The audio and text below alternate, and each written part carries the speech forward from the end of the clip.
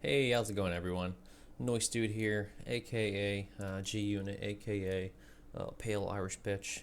So, been getting a lot of questions about how do we do our overlays for the stream, how do we set up Mobot, Nightbot, all that fun stuff. So, we're basically gonna run through a few of them, really iron out how do we get them all set up. Probably break this down to a few videos, but here we go. Here's the first one. This is just my OBS, but the first thing we're gonna do is to actually walk through how to set up Twitch alerts. So, how do you set up Twitch alerts? We'll start from the beginning. So just go to Google, do a quick search for Twitch alerts. It's gonna be the first thing that pops up. Once you get it all launched or get it all popped up, it's going to ask you to launch Twitch alerts. If you do not have a Twitch account, obviously you need to make one. We'll go ahead and click connect. It's going to automatically grab it. Basically, once you link up your accounts, it's going to take you to this sort of dashboard slash homepage where you can kind of manage everything related to Twitch alerts. You can see we have signed in. We have the beautiful Abigail, her pictures up here. We have one follow, etc., etc. Typical dashboard type stuff. This is where we actually start creating some of our alerts and stuff like that. So we'll just go through some of the settings. So for example, if I were to go to donations, it'll break down all donations. If we were partnered with Twitch, it would break down everything related to our subscribers and stuff like that.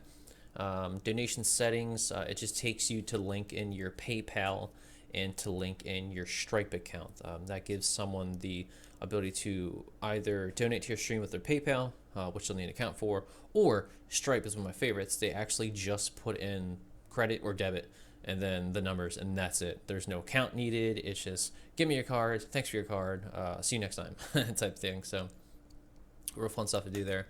Alert box, this seems to be where most of the work goes into creating everything we do. So you'll see at the top, it'll break it down to if you're using two different versions of streaming software. OBS, which is what we use, is kind of, I would say it's a superior one, mainly because it has some plugins that you can use. So for starters, you're going to do one of two things. If you use an XSplit, you're going to launch this window. Basically, it's going to create a chroma key or a green screen, better known as, and basically when you get a follow, it's going to appear within this window. At this point, you're going to do a screen capture or a window capture inside your XSplit that will go ahead and capture that. Not using XSplit, so we're not going to go too much in detail, but you can kind of see how it works. Green screen, capture the green screen, put it on your stream. What we actually use is this right here. It's called the CLR browser source plugin. If you're using OBS, this is the way you're going to do it. Makes it super fucking easy though. So click that link. It's going to take you here. It's basically going to have you install the source plugin. There's going to be two different ones you can install if you're using a 32-bit version, which I don't think too many people do, or if you're using the 64-bit version, which most of us should be using. Pretty easy. You're just going to download this, and then it gives you specific instructions. Extract to your C:// or / program files / OBS / plugins. You can find this manually, you can type in it manually and go to it, or you can just basically go to your program files, double click OBS and double click plugins. Make sure you drop it in there. Close out of OBS, reopen OBS, and basically what you're going to get is a little window or a new option. So for example, my Evolve one we normally work on. Let's go ahead and do a preview of the stream. It's not gonna take my webcam out because I'm recording with a different software, so it's kind of like mooching my webcam. But you'll see if I go to edit scene, this is my plugin. So how did I get this? I basically right-clicked, went to add, see this new option, CLR browser. This appears after I created or after I installed that plugin. So we got the plugin installed. We're going to add a new scene. Let's say this is my follower alerts 2 because I already have one. So getting everything configured, it's pretty easy. You're just going to link a URL. So the URL here is just some bullshit they put in before. What we need to do is take this. We're going to do a copy. I'll do this so you guys can see. I normally just Control C. So we basically copy that. We're going to open up our CLR or CLR configuration. We're just going to paste it in. That way, anything that comes into Twitch alerts is going to basically relay out to this plugin, and it's going to kind of mirror it. That way we have everything set. I'm going to hit cancel. You guys would obviously hit OK, and then you can basically see the alert in real time. So shit, I just waved everything away. So let's go ahead and we'll do a test follow alert, which is kind of how you see the alert showing up in your stream. So go ahead and push a test through, and then we should see it pop up here in just a sec. That way we have an actual good idea of what's working and what's not working. We can also do tests to see how they look for us as well.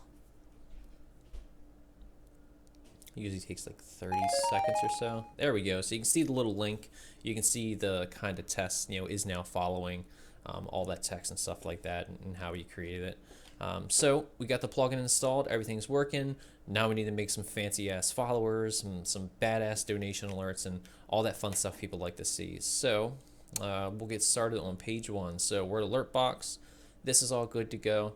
Now we can kind of start from here. So you can do an alert delay, how long it takes from, it's going to be delayed regardless because it's delayed in the stream, but how long do you want it to delay between the time they click follow and it actually physically is sending out the signal to let you know. And then we also have the different options. The one we use obviously was link on top, message down below. Some people are getting fancy. They're starting to put kind of like the message inside of the picture, which would be this one, and then this is a standard side-by-side. Next tab, follow alerts, enabled, obviously. This is the custom message that comes out. So name is gonna kind of be a variable to fill in anyone who's actually doing the follow. That's something Twitch handles, so you can keep that just right around it. We have the hearts going because Abby loves her hearts and she likes to look pretty. Text animation is just changing it. We set it to wiggle, so you can kind of see sample text is changing a little bit depending on what we pick. We like the wiggle because wiggles are cool. Now, Twitch alerts does have some built-in image and sound files. I don't know why I said files. I like to get a little fancy with it. So let's say you don't want to get fancy. You can see they have some pretty built-in templates already that you can sort of mess around with and see how it looks. I think one of the ones we've used, so like, there's like a link one right here. There's like a link one here. You got Scott Pilgrim, all that fun stuff. Or if you want to get a little creative, you can do what we do. Just do a search for a GIF. You can use Bing or Google. The only reason I use Bing to search for GIFs is because you can literally go to images. You can say by the layout, hey, or by the type, just show me GIF messages. If it's not an animated GIF, I don't want to see it. So that's the only reason I'd probably use that over there. And then if you hover your mouse over it, yeah, you can get a little preview of what everything looks like. Same thing with Google, but with Bing, you can say, just search for this file type. So obviously, find whichever one you want. This is the one I use right here, so you can kind of see them, ///. But all I did is go ahead and click this. I want to do a save. So for example, this is my GIF library. I'll go ahead and name it something like that. So I want to override my old one. Do an exit out of that. So we're back to our screen. All we do right here is click the upload image, and then you can see my images right here. So you can just go ahead and click it, hit open. Same thing with the sound. It has to be an MP3. So you can see my file extension is an MP3. If for some reason you find a file that's not an MP3, there are dozens and dozens of sites that will allow you to convert just about anything to an MP3. So if you got a .wav file or anything like that, just literally type in .wav to .mp3. You'll find a bajillion sites that allow you to do that, and that'll basically let you customize that. It's the same thing with the rest of, let me get to the rest of this. So sound volume, pretty self-explanatory. It's adjusting the sound. What I would do is bring up your OBS, and then if you have like a tablet or a phone, try to go in another room, compare the sound, because what you hear and what the viewers hear is a little different. We had to go through probably about 20 to 25 minutes testing all the sounds, making sure everything sounds right, because you don't want it to be like annoying where every time someone comes to the stream it's like like when we get a follow, because it'd just be obnoxious. Alert duration, obviously pretty self-explanatory, just how long it displays on the screen. This is just adjusting the size. Weight of the font, no idea what that is. I'm adjusting it, maybe it's like bold or something like that. Text color, we didn't touch any of that. Font, we adjusted that. We just, found ourselves a pretty font. You can basically go to Google and find any type of font for that, or you can just use the ones built in. So yeah, it kind of shows you right there. Google Fonts, use the text, blah, blah, blah, google.fonts. So just go to google.com /fonts. You'll be able to find all these things, and then you can just basically type it in. You're set to go. So that's the followers. We're not that big yet, so we're not partnered, so no subscription alerts yet, but we do got some big plans. Donation is basically the same thing. There are a few other differences. So if you're planning on, or if you're going to be getting some donations and you feel like you're getting pretty big, you can set a minimum amount for something to be displayed on screen, because there are some programs and some botters and some people that will come in and just spam, the lowest possible amount they can possibly get, like a penny or 5 cents, sometimes even $1, and they'll just spam it over and over and over and over, and just absolutely clutter up your stream with just that alert going off and going off and going off. So you would literally have to turn it off on your OBS to actually stop it, because once Twitch alerts gets that, it's gonna kick it out every time. You're gonna queue up, easy 50, sometimes 100, 150 messages of just going off for fucking hours. So definitely set a minimum. We set ours to $2, so we feel like that's fair. It's just enough to see yourself on stream and have some fun. Everything else is self-explanatory. Our image has it so that we have basically 15 seconds of a song. How we did the song, though, was actually pretty cool. We took a Hail to the King, which is a Avenged Sevenfold song, and we had the CD, so we went in, we opened the follow-up. Obviously not everyone's gonna have that perfect, like, oh, this is just the amount of space I needed. Like if you have a full bore song, then you're not gonna be able to just say, let me import the song and play 3 minutes of something.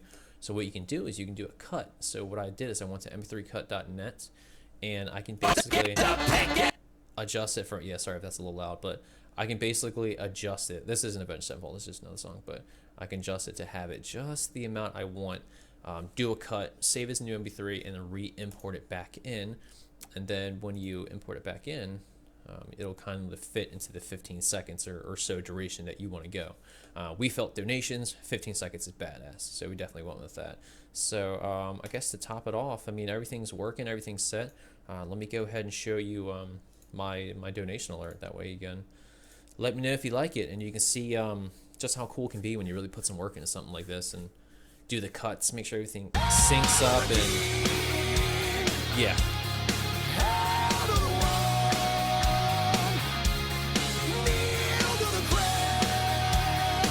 Yeah, it's loud. Yeah, it's loud. So either way, how you set up and stuff like that, you can kind of get it rolling. So, all right, it's video number 1, guys.